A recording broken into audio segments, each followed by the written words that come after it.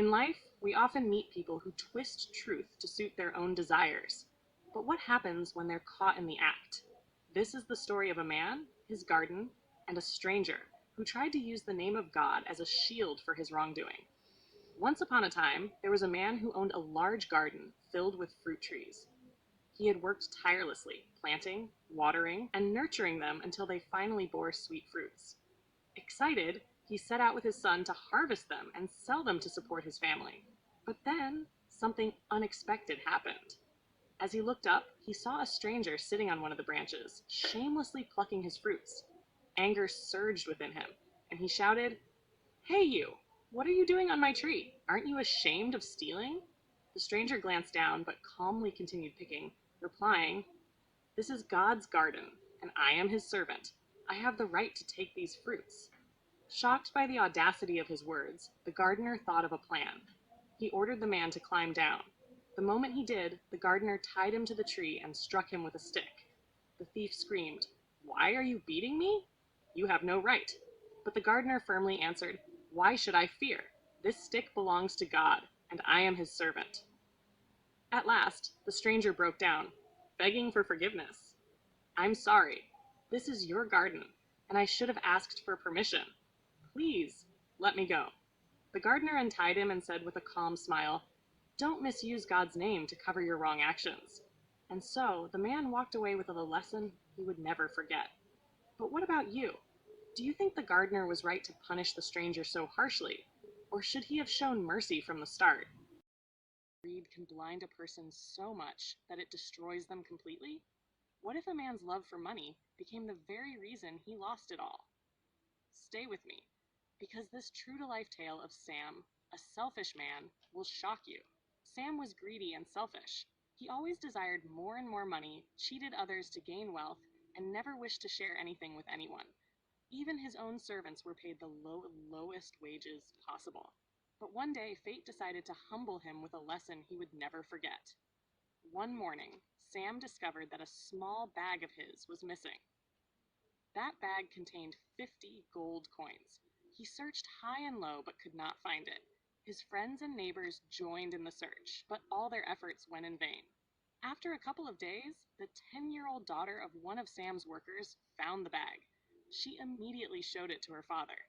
Recognizing it as his master's missing bag, the man decided to return it. He handed the bag back to Sam and said, "Please check, master, whether all 50 coins are safe." Sam was overjoyed to get his bag back, but instead of gratitude, greed took over his heart.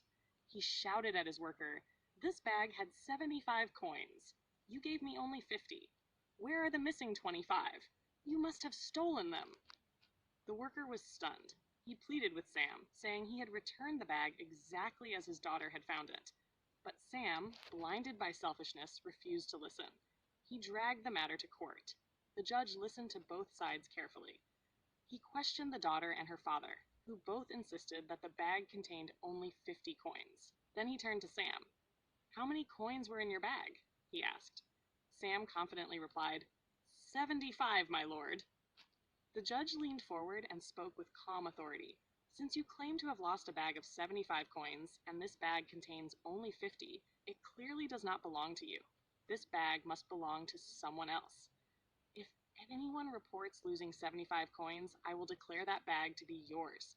But as there are no complaints about a bag of 50 coins, I now declare that this bag shall remain with the honest girl and her father as a reward for their truthfulness." Sam stood there, humiliated. His greed had not only failed him, it had cost him everything. Honesty was rewarded. Greed was punished. Now let me ask you, if you were the judge, would you have made the same decision? And do you believe greedy people always end up trapping themselves in the end? Share your thoughts in the comments below. Bathed in the golden light of a sunny day, the railway station buzzes with life. A group of young friends, alight with excitement, stand eagerly anticipating their vacation. Their boisterous laughter fills the air, a symphony of youthful exuberance amidst the station's cacophony. The distant rumble of trains blends with the calls of vendors, creating a vibrant, bustling soundscape. The train car rattles and hums. A group of friends fill the space with laughter. Amidst the lively chatter, An old man enters, guiding his young son into the bustling train car. The young boy presses his face against the window, his eyes widening at the world rushing past.